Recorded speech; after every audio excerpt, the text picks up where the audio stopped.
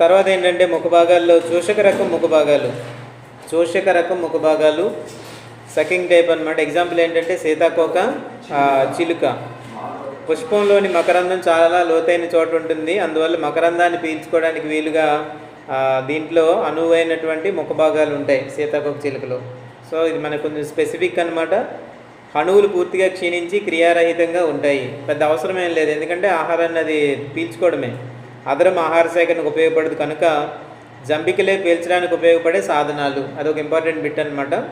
జంబికలు ఈ చోషక రకం ముఖ భాగాల్లో పీల్చడానికి ఉపయోగపడే సాధనాలు ఏంటి అని అంటే జంబికలు పీల్చడానికి ఉపయోగపడేటువంటి సాధనాలు. వీటికి స్పర్శాంగాలు కూడా ఏది ఉండదు, అన్నీ కూడా క్షీణించి ఉంటాయన్నమాట. రెండు వైపులా గేలియాలు పరస్పరం కలుసుకొని తుండాన్ని ఏర్పరుస్తాయి, అది ఇంపార్టెంట్. రెండు గేలియాలు కలుసుకొని తుండాన్ని ఏర్పరచడం అనేది జరుగుతుంది. రెండు గేలియాలు పరస్పరం కలుసుకొని తుండాన్ని ఏర్పరచడం జరుగుతుంది. ఈ తుండం ద్వారా ఆహారాన్ని పీల్చుకోవడం జరుగుతుంది. ఇంపార్టెంట్ అదనమాట. చోషక రకంలో ఏంటంటే రెండు గేలియాలు కలిసిపోతాయి, కేవలం రెండు గేలియాలు ఉంటే ఆ రెండు గేలియాలు కలిసి తుండం ఏర్పడుతుంది, అదన్నమాట. తుండం ఉపయోగంలో లేనప్పుడు గడియారం స్ప్రింగ్ మాదిరిగా చుట్టుకొని ఉంటుంది.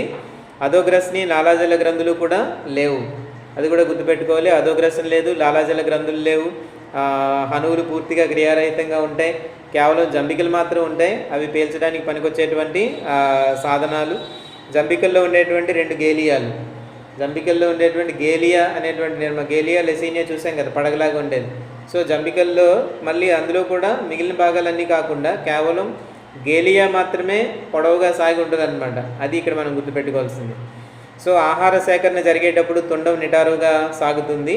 తుండం నిటారుగా సాగడానికి ఎక్కువ పీడనంతో హీమోలింఫ్ దానిలో ప్రవేశించడమే కారణం. సో అది నిటారుగా అవ్వాలంటే దాని లోపల ఉండేటువంటి హీమోలింఫ్, దాంట్లో ఉండేటువంటి రక్తం అనుకుందాం ఇండైరెక్ట్గా, అది దానిలోకి ప్రవేశించడమే కారణం. గేలియాకు అనుబంధంగా ఉన్నటువంటి స్టైపిస్లో ఈ పీడనం అనేది జనిస్తుంది. సో ఒక ప్రెజర్ ఏర్పడుతుంది అనమాట. ప్రెజర్ ఏర్పడి దాని లోపలికి పంపిస్తుంది. తుండం చుట్టుకోవడానికి కారణం గేలియాలోని అవబాసిని యొక్క స్థితి స్థాపకత.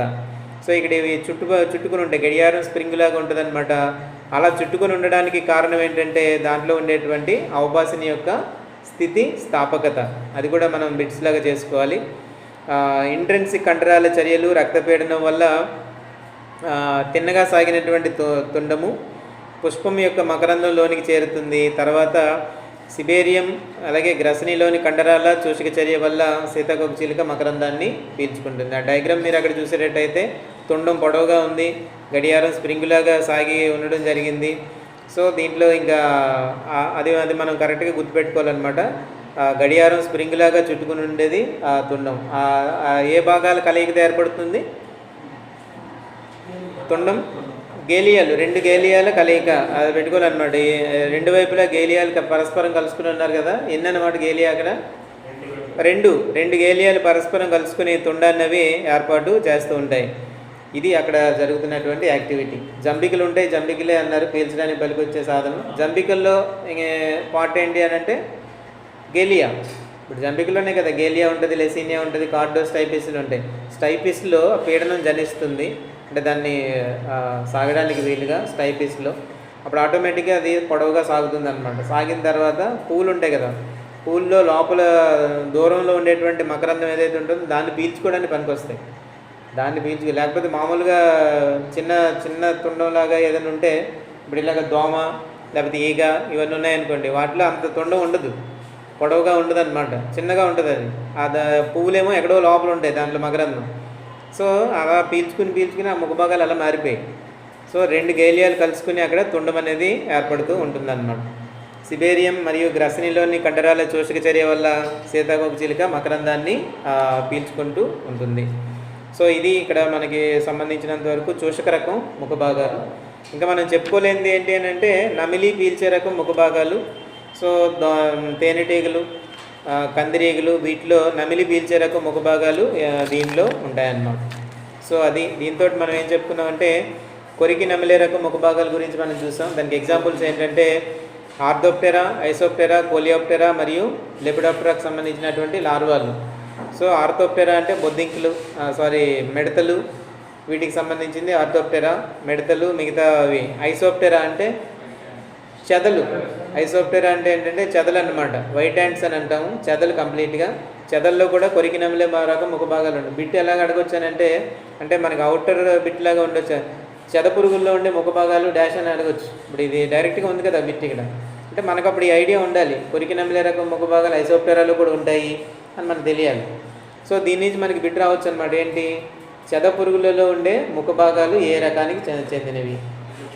అప్పుడు ఏం రాస్తాం మనం, కొరికి నమిలే రకం ముఖ భాగం అని రాయాలి. అలాగే తర్వాత కోలియోప్టెరా, బీటిల్స్ మరియు వీవిల్స్లో ఉండే ముఖ భాగాలు ఏ రకానికి చెందినవి. ఇది ఆర్డర్లు చదువుతాం కాబట్టి దీన్ని మనం ఆన్సర్ చేయగలుగుతూ ఉంటాం. అలాగే లెపిడోప్టెరాకు సంబంధించినటువంటి లార్వా, లెపిడోప్టెరాకు సంబంధించినటువంటి లార్వాలు లద్దె పురుగుల్లో ఏ రకమైనటువంటి ముఖ భాగాలు ఉంటాయి అని అంటే, కొరికి నమిలే రకం ముఖ భాగాలు అందులో ఉంటాయి. సో రెండోది ఏంటంటే, గుచ్చి పీల్చే రకం ముఖ భాగాలు దోమలు మరియు బగ్స్ అనమాట. చెప్పుకున్నాం కదా నిన్న, హెటెరోప్టెరాకు సంబంధించినటువంటి బగ్స్, ట్రూ బగ్స్ అని అంటాము. అలాగే దోమలు. గోగు పీల్చే రకం ముఖ భాగాలు ఏమో త్రిప్స్ లేదా తామర పురుగుల్లో ఉంటాయి. అలాగే స్పంజిక చోషక రకం ఈగలు. అలాగే చోషక రకం వచ్చేసరికి సీతాకోక చిలుకలు. అలాగే నమిలి పీల్చే రకం వచ్చేసరికి తేనెటీగలు మరియు కందిరీగలు. ఇది ఒక టైప్ అనమాట. సో దాంట్లోనే మనకి రెండు రకాలు ఉంటాయి. హైమెనోప్టెరాలోనే చూస్తే మనకి కొన్ని కీటకాల్లో నమిలి పీల్చే రకం ఉంటాయి, కొన్ని కీటకాల్లో కొరికి నమిలే రకం ఉంటాయి. అవి ఏంటనేది మనం చెప్పట్లేదు, కానీ రెండు రకాలైనటువంటి ముఖ భాగాలు కలిగినవి ఉండేది ఏంటంటే హైమెనోప్టెరా. దాంట్లో నమిలి పీల్చే రకం ఉంటాయి, కొరికి నమిలే రకం కూడా ఉంటాయి అన్నమాట. అది మనం గుర్తుపెట్టుకోవాలి.